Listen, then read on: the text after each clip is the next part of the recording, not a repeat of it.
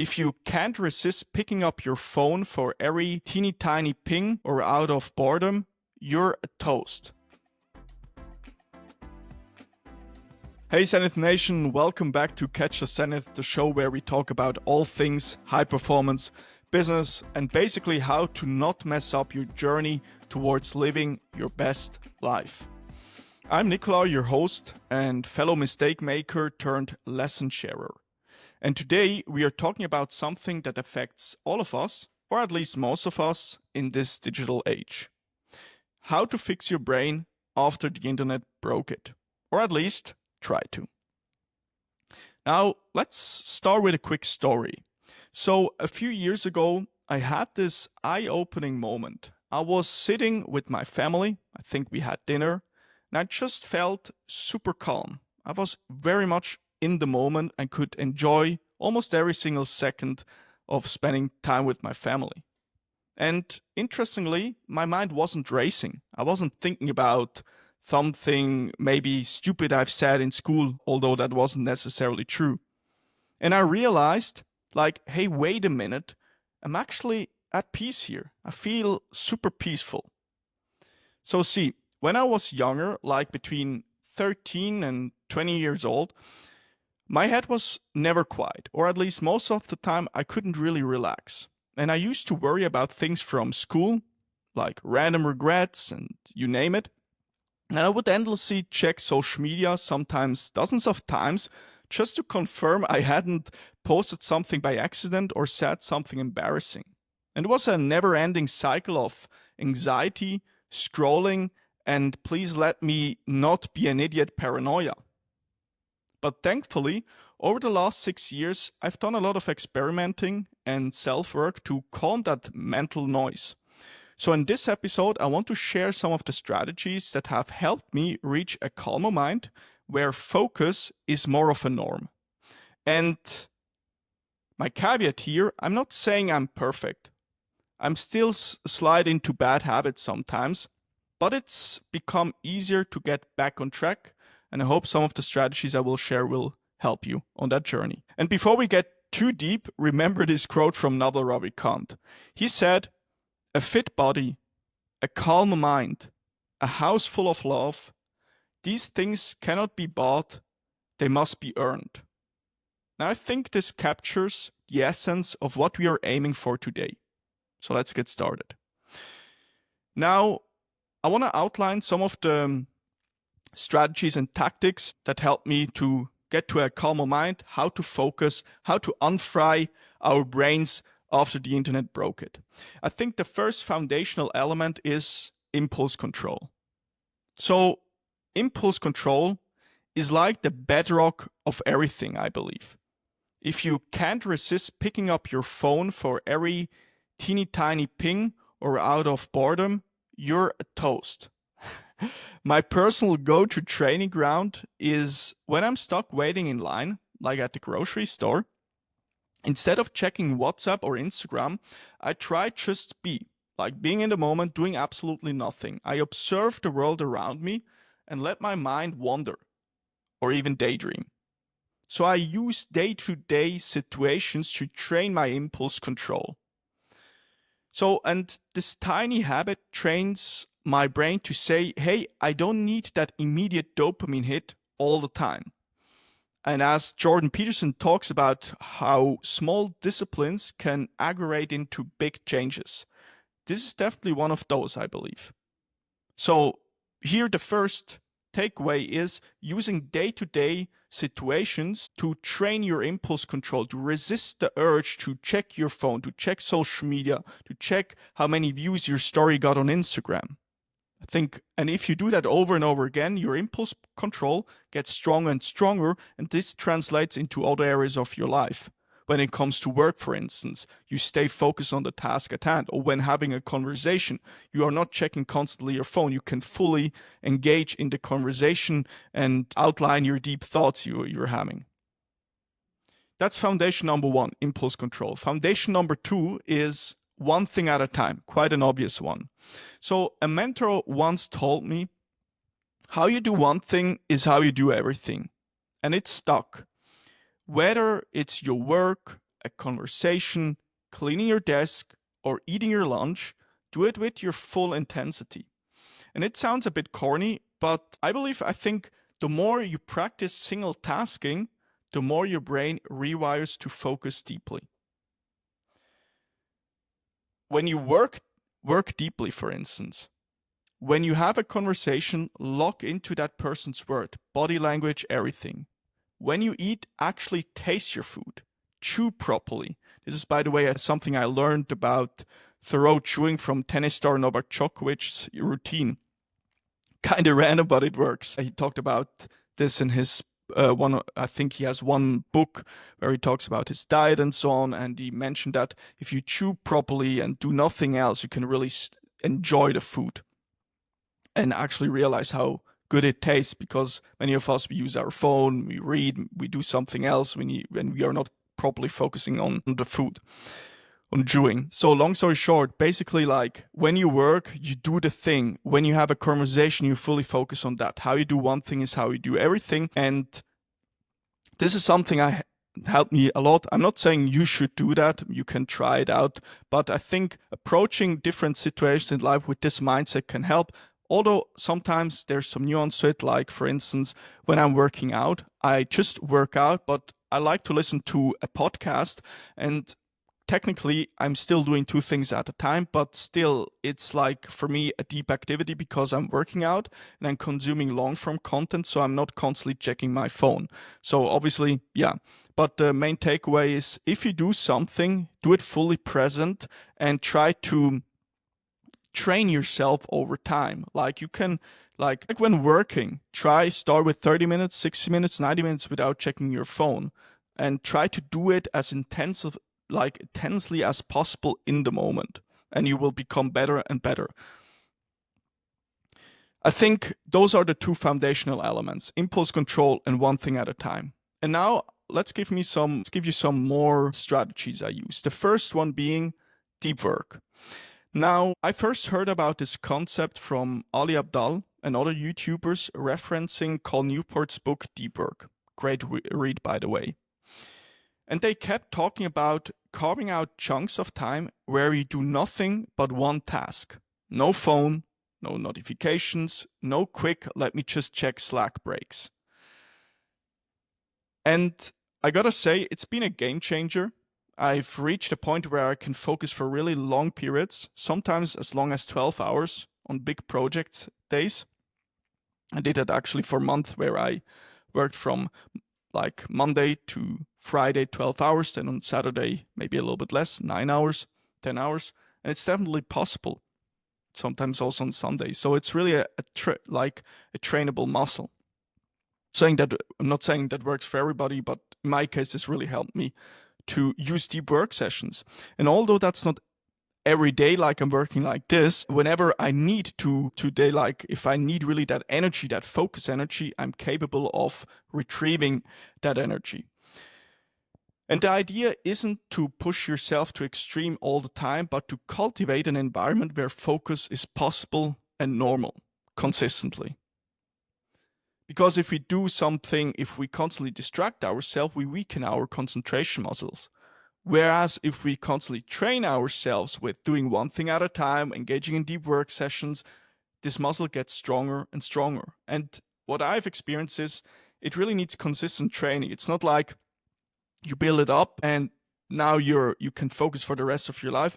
I think it's definitely possible to destroy that muscle again. But the cool thing, if you train yourself on a consistent basis with different activities in your life, whether it's when working out or when going for a walk, just doing one thing at a time, you can always retrieve it, like I mentioned before. So deep work is the first major strategy or tactic. The next one being enjoying boredom. So another big trick, enjoying boredom. Let your mind wander. Stop plugging in your earpods the moment you sense silence. So for instance, sometimes I drive with no radio. Just recently, I'm currently in another country and I rented here a car. I got abroad and rented a car, and I just enjoy the silence sometimes. No radio, no music, no Spotify, just silence. Another example is when I go to the gym, not listening to music, not listening to podcasts, though I will admit still love a good playlist, so that's work in progress. But like sometimes I just listen to literally nothing. For instance, here I'm currently I'm abroad here in a gym, and there's sometimes there's very loud music. And what I'm doing there is most of the time I'm listening to a podcast, so one thing at a time. I'm not allowed to use my phone except when I want to write down an idea, or I'm actually putting in my earplugs and I turn on noise cancelling so that I can't really hear the music, or very, let's say, not that loud. And also, I think once I listened also music, but it's really, if you don't listen that much music and more podcasts, once you then listen music, it's like really this dopamine, let's say, boost you get, like a huge dopamine boost, and it's way more enjoyable if you then again listen to music. It's kind of an interesting concept. Maybe you've heard of that, being like overwhelmed by too much music because you listen 7 days in a row, very loud music in the gym, maybe in your car, and you're just tired of listening to music and you want a break. And sometimes it's quite cool to do actually a break. And then once a week, you turn up the music and you feel like, wow, that's such a good song or such a cool playlist. So I think now, circling back to my initial point, when we are bored, that's when we actually start forming our own thoughts. It's like giving our brains permission to talk back to you. And Charlie Munger is famous for saying, invert, always invert. And if we invert our usual habits, we break away from constant input and give the mind space to create. So, long story short, enjoying the moment and sometimes doing nothing helps perhaps to come up with new ideas. And this leads me to the next tactic, which is avoid overconsuming. So I love learning new stuff. I think you do as well if you listen to this podcast. Like, I love podcasts, books, YouTube videos that help me to improve my life. But there's a point where more input doesn't mean more output. In fact, beyond a certain threshold, you get the opposite, I think. Mental clutter and zero space to generate your own ideas. That's what we don't want. And Carl Newport puts it nicely in his book Digital Minimalism. Also, a lot of people liked reading that. He said, clutter is costly. So it's not just about physical clutter, like digital, and it's also about mental clutter weights on your too. If you find yourself mentally masturbating, aka endlessly consuming and calling it research, remember, creation only happens if you leave some empty room in your head. I very much love that, because especially if you are into that world of self-improvement, self-development, getting to the best possible version of yourself, maybe starting your first online business, whatever. I think many of us have the tendency of consuming a lot of like podcasts. We listen to Chris Williamson, Alex Hormozy, and we read books like 12 Rules for Life by JBP, or listen to Andrew Huberman's podcast and so on. But there's like the point where we get diminishing returns on each unit we consume more content. It's like, to a certain level, you learn better to understand the world, you get new ideas and so on. But if you every single second of the day that you have nothing to do, you consume something, I realize that sometimes this can be counterproductive. Although I still consume a lot of content, but I just realized, like, for instance, yesterday, Sunday, I went for long walks and I did for a certain period absolutely nothing. And exactly those periods give me this mental, or loads up the mental capacity, or gives me this mental clarity to come up with new ideas, like unique new ideas. Whereas if I use every single second of the day to consuming, sometimes the output is then not that high. And I'm feeling like I become dumb to a certain degree because I have so much information or I wanted to absorb, but then nothing really sticks, if that makes sense.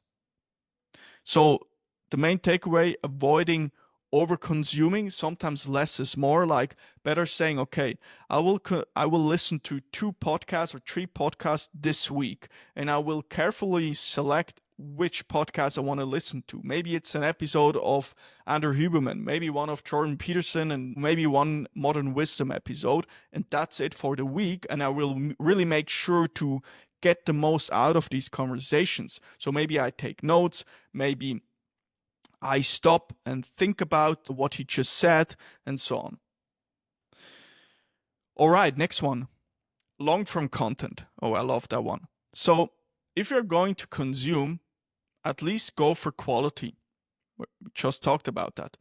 And I love diving into long-form podcasts or reading books because I think long-form content is such a powerful medium, powerful tool to strengthen your focus muscle. Because, like, reading a book is kind of hard, especially if you wire your brain towards, like, constant distractions. Then it's especially hard. But reading is a deep activity, as Col Newport, I think, would put it.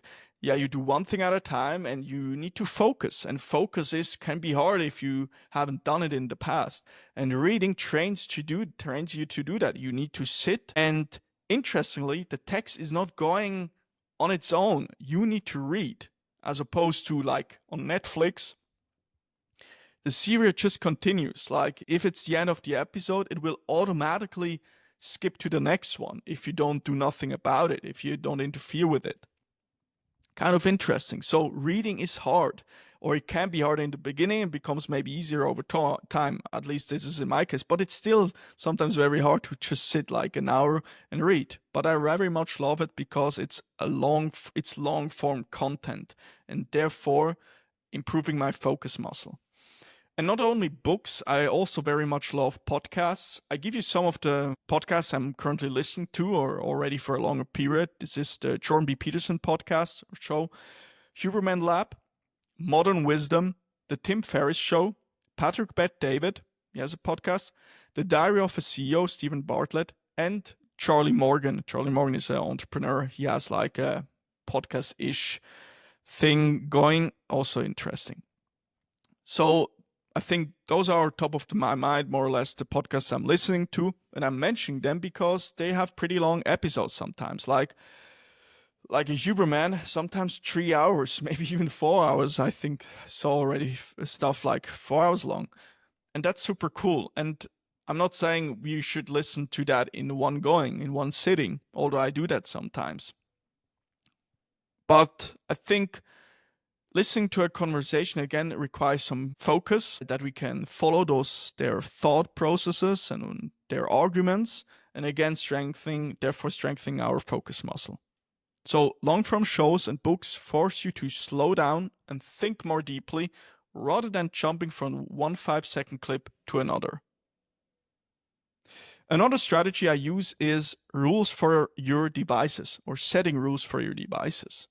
And here are a few personal rules that keep me sane. Number 1, no phone in bed. Start and end your day without that screen. Quite frankly, in the morning, I'm better at doing that. In the evening, sometimes I still use it. But I know what's the ideal, and when I use my phone, I sometimes turn on that red light.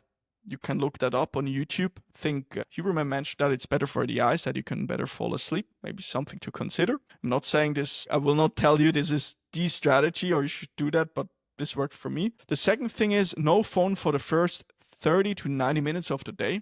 Let your brain calibrate to reality, no notifications. I'm very good at that.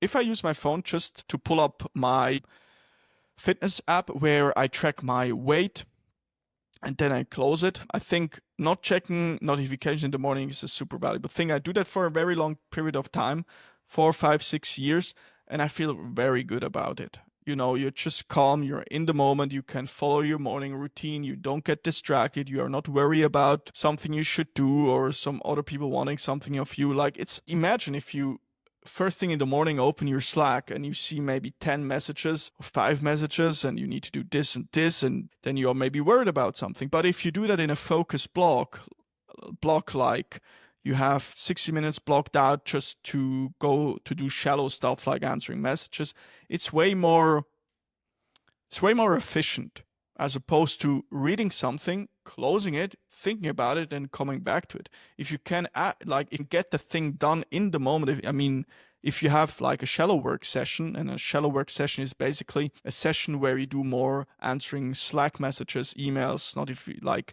all the messages, emails, then it's way more efficient, I believe, because it happened many times in the past where I would pull up my phone, read a WhatsApp message, and then maybe close it, and then thinking about it, maybe I'm a little bit worried, oh, I need to do that, and then later coming back. So I have this, like those hidden costs that are associated with that, that goes hand in hand with that. And I don't want that. I want to enjoy my life and be peaceful. And I think that's a great way to do it in basically using shallow work sessions. So the second rule is no phone for the first 30 to 90 minutes of the day, sometimes even longer. And the last one is single purpose phone use. This is a powerful one from my point of view. If I open my phone to jot down an idea in notes, I close it right after. No accidental doom scrolling. Maybe you have experienced that. You open your phone and all of a sudden you see yourself like scrolling on social media, although you wanted to do something completely different. This happened many times to me, and I think like that's not good. And one thing I try to aim for is like single purpose phone use. So when I'm opening my phone and I have something in mind I want to do, like I want to post like some notes on X, like notes to self. I use X or Twitter as a notes to self tool. I just do that. I go there, I post, I close, and I close my phone. I lock my phone. The same on my computer. I have maybe a larger project I'm working right now on, and I'm doing tasks that are associated with that. And then I go to the next one. Or when I just want to I want to check one particular email. Like maybe I wanted to pull up a newsletter issue from Chris Williamson from his newsletter. I just go to open this one issue, newsletter issue. I read it, I close it, and I'm done. And I not because my brain sometimes tell me, oh, you could also now check WhatsApp, you could check social media and so on. No. You have one purpose, you have a single purpose, you follow right now, and then it's done. And although there's some, again, nuance to it, sometimes you think about something different, which is maybe to a certain degree important, you can do it. But in most cases, it's quite helpful to have like, okay, I'm having this thing, I want to do exactly that, and I just do that, and then I go back to what I intended to do. All right, and as I said, I'm not perfect at this, but these guardrails stop me from sliding down the rabbit hole too often of doom scrolling. The same is also true for like single intent or purposeful computer use. Same concept as above or before, but for your laptop or desktop. If you open your computer to do one specific task, just do that, then close out. And of course, in real life, as said, we sometimes jump between documents, but the key is to stay under one umbrella of focus rather than bouncing around apps or websites aimlessly. Like for instance, I'm currently doing the investor relations at Swisspreneur. Swisspreneur is a Swiss non-profit organization to advance and develop entrepreneurship in Switzerland. And we have there a syndicate where we do early startup investments, early stage startup investments. And maybe it's a case that, okay, I need to share some documents with our syndicate investors, some reporting that we got from a company. They are sharing their numbers, their KPIs and so on. So I download those documents, I share them with the investors, then I delete those documents and I close and I'm done. And I go to the next one. That's for a good example for single intent computer use. And now the last one. Connect dopamine with mundane things. So quick story. I had once a conversation with a friend, Mo, in Salt Lake City, in the US, when I was there for an internship. And we talked about getting your dopamine hits, or in general your dopamine, from doing productive tasks rather than digital distractions. So when you're not constantly chasing viral tweets or Instagram likes, you get to enjoy walks, reading, and yes, even work. You start associating hard things, or let's say boring things, as some people would call them, like walking, reading, and so on. You connect them to getting good dopamine. And after a while, you start genuinely enjoy doing things deeply and well. And that's a different kind of satisfaction in that. You're not just rushing to check the next notification or message. And in the beginning, it sounds like, oh, this can't be true. Like, I'm so addicted to my phone and so on. But if you do that for 7, 14 days maybe, you start associating those mundane things with pleasure.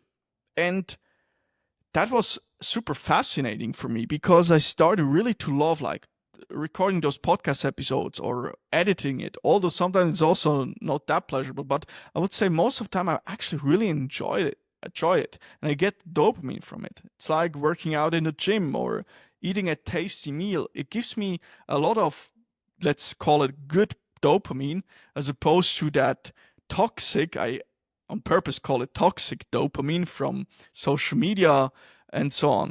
And that's a all different way of living life and perceiving life and going through life. It's totally different, or at least it makes it different.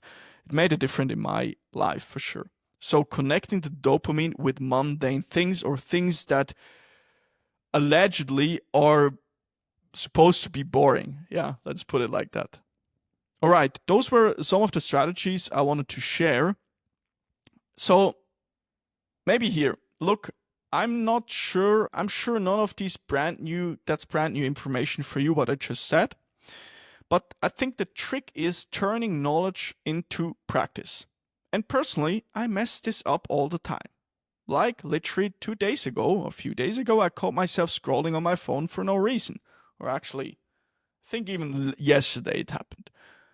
But James Clear wrote, "The first mistake is never the one that ruins you. It is the spiral of repeated mistakes that follows." So if you slip, don't sweat it. Just catch yourself and break the spiral. Like, I think sometimes I try to follow this rule of, okay, I, for instance, had like a cheat meal, one. So the next meal needs to be again healthy. And if it happens that also the next meal is a cheat meal, I make sure at least that the third meal after that, or basically the third meal then, is again healthy. It's basically breaking that chain of bad habit that can slip in our lives as fast as possible and getting back to normal state. Let's call it like that.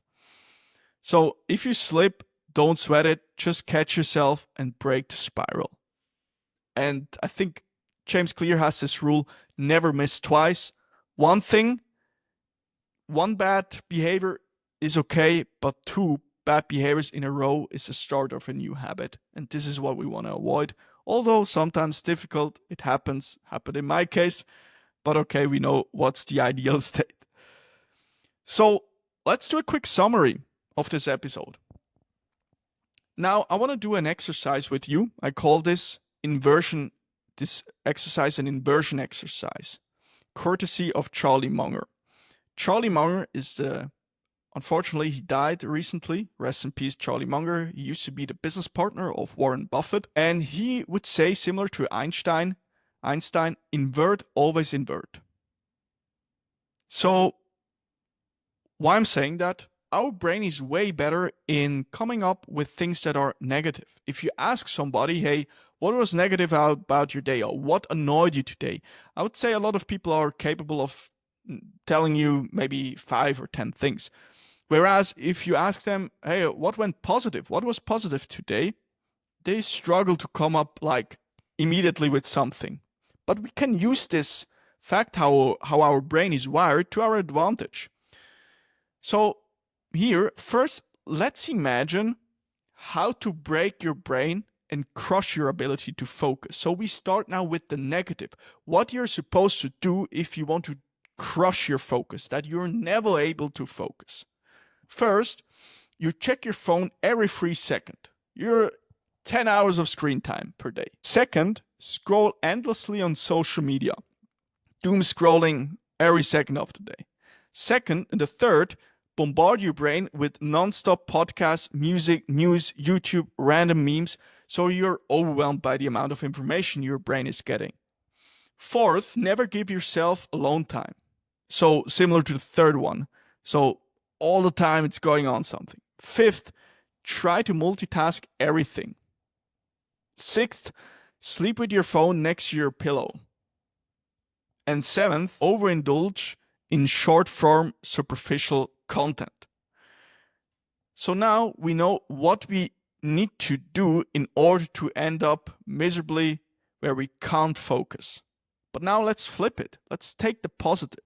So remember, first one being check your phone every 3 seconds becomes phone breaks. Resistant checking your phone at every free moment. Pretty simple, we just flip it. Second, scroll endlessly on social media now is the positive version. Limit mindless scrolling. Let your mind experience actual silence. Sometimes doing nothing is totally fine. Third, bombard your brain with super much content. Becomes deep work intervals. Carve out uninterrupted blocks for one task. Fourth, never give yourself alone time. Gets now to or becomes enjoy boredom. No radio in the car, no constant media during workouts. Let your mind roam. Fifth, we had the negative, try to multitask everything. Now, single task, how you do one thing is how you do everything. You do one thing at a time. Sixth, negative, sleep with your phone next to your pillow. Positive, establish healthy phone boundaries. No phone in bed, minimal phone in the morning. And lastly, negative, overindulge in short form content. Now, positive, prioritize long form content. Feed your mind quality, not junk. All right, Zenith Nation, that's a wrap for today's episode of Catch a Zenith. And remember, these tips aren't about being perfect. They're about practicing and catching yourself when you fail or when you fall into old habits.